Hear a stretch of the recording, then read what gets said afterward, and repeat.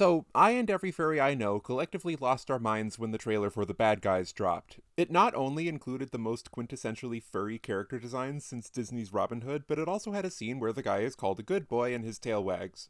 It's a level of fur bait that was previously not thought possible. Like, if they do this again but make the guy chubby, I'm not gonna survive. I decided then and there that this is my son. I'd treat him right. I also knew that I wasn't going to be satisfied with any story that didn't end with him learning to construct a sense of self-worth that wasn't dependent on outside approval, but this is a kid's movie. I was prepared to just get a nice, feel-good story about redemption or whatever. But when I finally watched it, in theaters, of course, they had me for a second. I thought I was going to be getting something else, but I didn't. Spoilers from this point on for DreamWorks' The Bad Guys. Okay, so when we got to the scene where Wolfie discovers that the whole good boy thing was just a ploy to manipulate him, I really expected that to matter.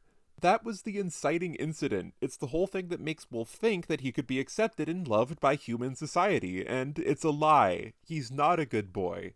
Like, come on, that's some fucking drama, and it almost seemed like the kid-friendly version of what I was looking for. But that's not the angle the film takes. Marmalade isn't a representation of the real bad guys being the ones in the upper echelons of normal society. He's just a new bad guy for our newly good protagonist to defeat in the climax. And then they tease me again, like, Snake defects from the group because he thinks he's found the new baddest guy on Earth, but Marmalade ends up treating him poorly, and I thought this was going to be something like, maybe when we were bad guys, we were still good to each other. Villainy isn't what brought us together, we were simply there for each other when the world wasn't.